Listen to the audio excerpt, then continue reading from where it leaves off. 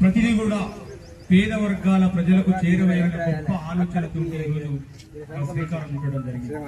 కాబట్టి ఈ కార్యక్రమానికి గౌరవ సూర్యాపేట జిల్లా కలెక్టర్ గారి ఆదేశాల మేరకు సమాచార పౌర సంబంధాల పర్యవేక్షణలోని యొక్క మోతే మండలంలోని ఎంపీడీఓ గారు, ఎంఆర్ఓ గారు, మండలాధికారి యొక్క సహాయ సహకారాలతోటి ప్రజలందరికీ ఉన్నటువంటి అవసరాలను తీర్చడానికి ఈరోజు గ్రామ సభను ఏర్పాటు చేయించి ఈ కార్యక్రమానికి శ్రీకారం చుట్టడం. కాబట్టి మీరందరూ కూడా ఈ రోజు 99 రోజుల ప్రణాళికలో భాగంగా ప్రతిరోజు కూడా ఏ అవసరం ఉన్నా, ఏ ఒక్క పథకాలు కూడా మీకు డౌట్స్ ఉన్నా కూడా